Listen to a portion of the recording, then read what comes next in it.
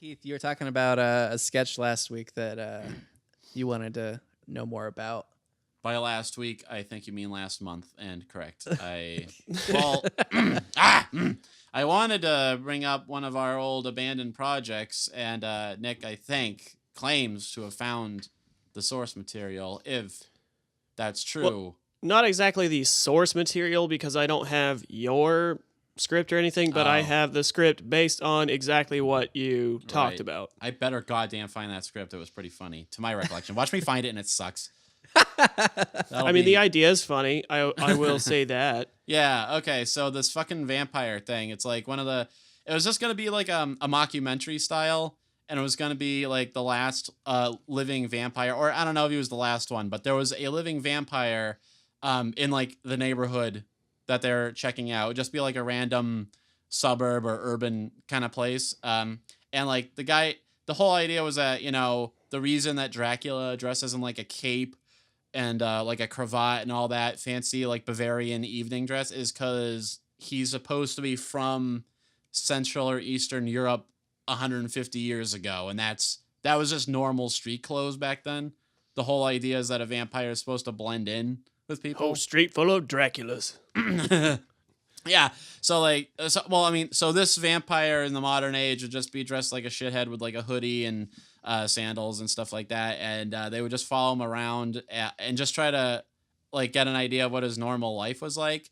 I forget what most of the bits were. I just remember the ending bit where he gets invited to a party. But what were the other gags? Did they say? Oh shit! Well, like I guess you had a whole lot more stuff than what I had, because the only thing that I have written down was, it was like the meat of it where he's in a dude's house and he's like bearing down on him to murder this dude and drink his blood, and the guy is freaking out, and he's got he takes like a cross necklace off his neck and he's holding it out to try to ward away this vampire, and he's like, I remember how we worked that in the last draft was they're talking about that. It's like, well, walking around in public, don't you just do you cross a church or anything and just get vanquished? And he's like, well, it's true that the camera guy had a cross necklace, and then he noticed, and he's like, oh, and he like puts it away, like, sorry, I don't mean to bother you with all that. Yeah, but he's like, oh, no, don't worry. It's true that I can be vanquished by holy artifacts, but I'm only vulnerable to the powers of real gods. And then like, the guy with the cross necklace just like looks glumly down at his like necklace. Yeah. Like, oh, and like the whole bit was later after a few other things happen. Like he gets invited to a house party, and it's like some guy in his apartment or something, and he's got like a tiki themed like Hawaiian luau, and and somehow like he comes face to face with like a plastic Party City tiki statue decoration, and just like coughs up a bunch of shit and goes like, real gods, and he just starts like foaming up and melting and like staggering out of the party. Jesus. And it's like a chaotic scene, and that's the end. Like he dies, and the narrator, like the Attenborough type, would be like, well, unfortunately our subject died. The staggering spiritual implications will have an impact for centuries to come, I think. But yeah, Shit. that was the main punchline. Damn, yeah, because without your original notes, which apparently you heavily just wrote by yourself and without telling us about a lot of it. Oh, fuck. I just had a version where he's about to drain this dude, and the guy is, he's got his cross necklace, and the vampire just like snatches it out of his hands and mocks it and like throws it back in his face, and then as the guy is backpedaling and grabbing shit off of his shelves and off the countertops and just throwing it at him, and it's all just bouncing off ineffectively, and then the guy just scrambles for whatever's behind him, and he grabs it was like some sort of souvenir that he took back from a vacation. It was just like a little poorly carved tiki head, and as it's like sailing through the air, you just see like the vampire's eyes bulge and like one last little and then it hits him and he just bursts into dust. and then in my script it ended the same way that a lot of my favorite old KC Green strips did, which just was him sitting in the early morning sun as with a mostly empty bottle of whiskey as he just sits there Yeah. looking stupefied at the bottle, but he just like keeps glancing between the cross necklace in his hand and that little tiki statue laying in a pile of vampire dust. Yeah, like novelty. Well, that version would probably work as an actual comic, like a because of the timing. So I have something I want to ask real quick. Uh-oh. Am I inserting fart noises every time you guys pause still? Probably. We'll see if it's funny. Okay.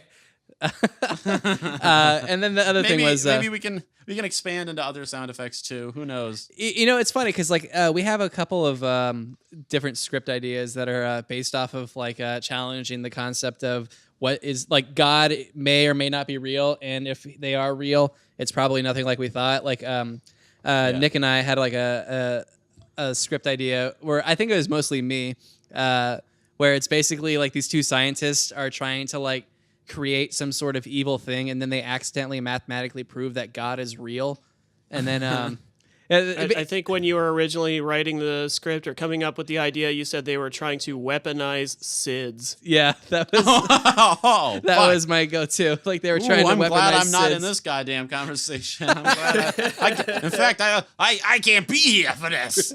Well, I can't be here, Bon. Oh shit! You were wanting to talk about that too. Oh, Nick, were you ever around for that? The Flintstones thing? I don't have anything written for that. Well, hold on. Let me get this. Let me get this God thing out real quick. So anyway, they were trying to weaponize SIDS. They were trying to weaponize SIDS, and then they accidentally proved that God is real. And then like there's like a huge press statement where like either the president or like the press secretary of the president goes out and says, "We have an announcement to make. We've discovered that God is in fact real." And like the crowd goes wild and they say, "But that's not all.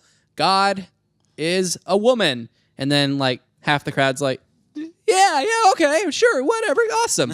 And then they say, "But that's not all. We've also discovered that she is a lesbian." And then no one's excited and they say, "What the fuck?"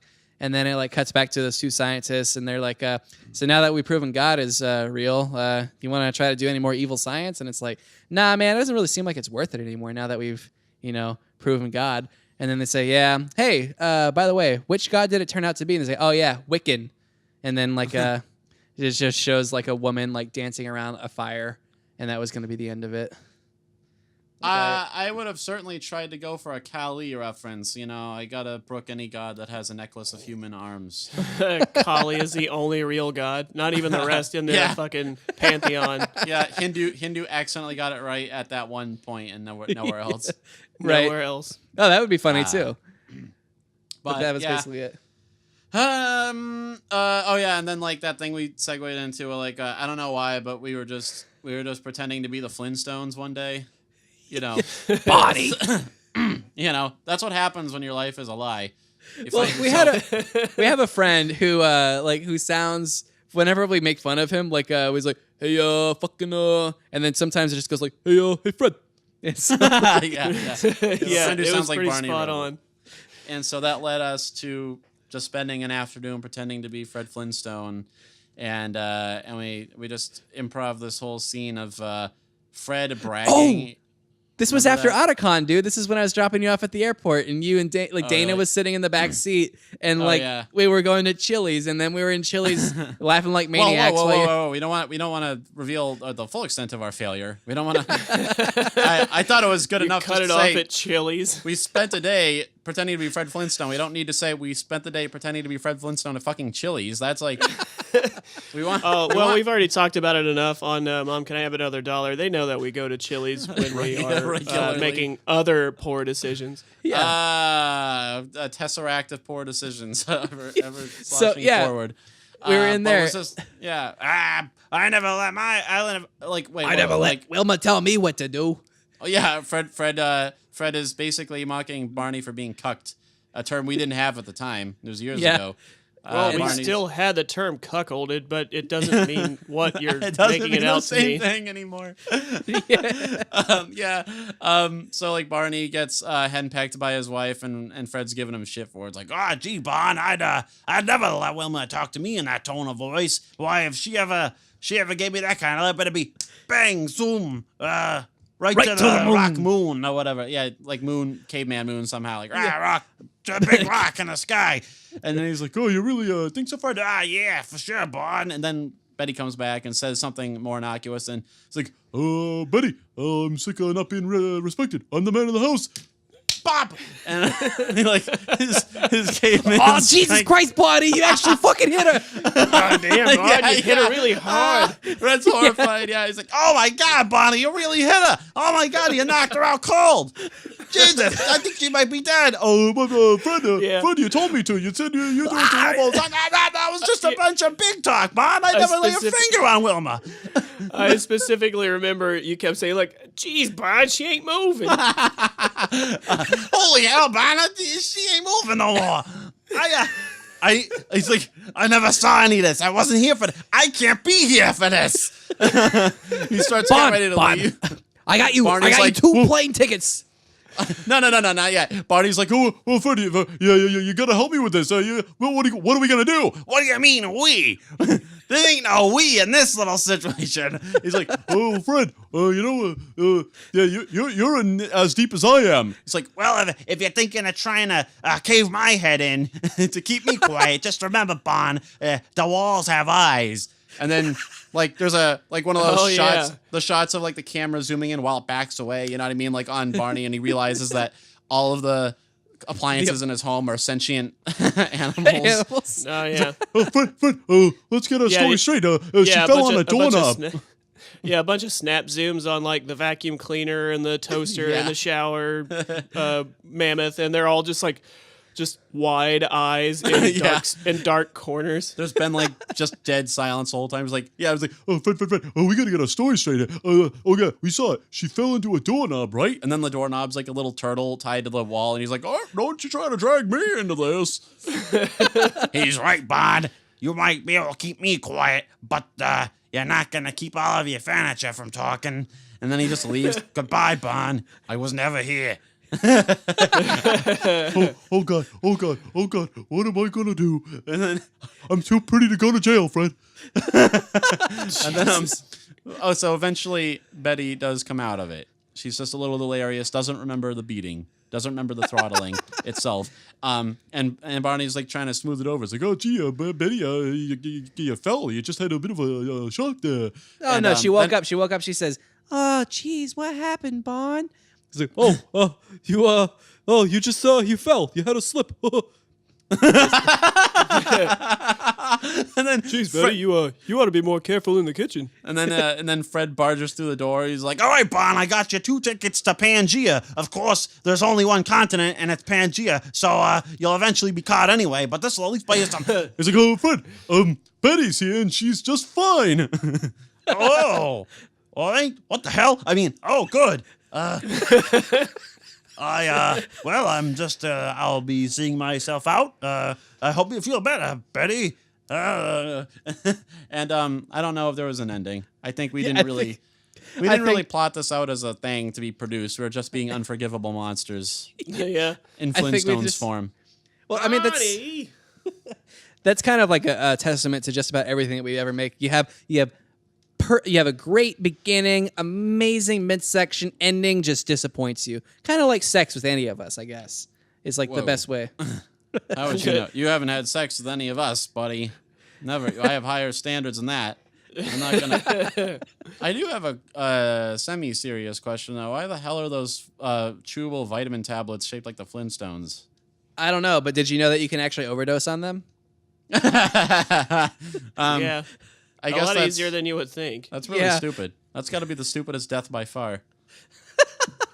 The least dignified as death. One of their claims of fame, I guess, is also their downfall is a high iron content. You can OD on iron? I mean, I guess if you get hit in the head with an iron pipe or something, but... No, I mean, like, getting too much iron in your diet is pretty easy to do, actually, and you'll completely fuck yourself up. Wow. Yeah. I know, because I remember... what's it called? If you get too much calcium, you can piss blood. God. Yeah, damn. you'll also get calcium nodules on your bones and stuff. My dad grew up with some people who like they didn't even really drink water in the house. It was just milk fucking constantly. And he said they started getting these weird like bumps on their gums and all this shit because they had too much. So it was just like the bone just starts growing weird nodules. Yeah. Overdosing on iron though does sound like a euphemism for like you cave someone's head in with an iron brick or you know, I like feel a like it weapon. sounds like you've shot yourself in the throat with a gun, like you committed With suicide. iron? Guns shoot Yeah. iron? Yeah, No. bullets are No, made That's the of stupidest thing. Nope. No, they're not. things that are metal. Iron look, is synonymous with Kyle- metal in my Kyle- mind. Lead, or more commonly today, tungsten. Nick is the murder expert, so you just pipe right down over there. Don't you mansplain. Oh, my bad. Yeah, I'm Sorry. gonna CSI you right back in the fucking corner. We just did a comedy sketch about spousal abuse in the Flintstones world. We can't have mansplaining happening too. We're already the least forgivable people on earth.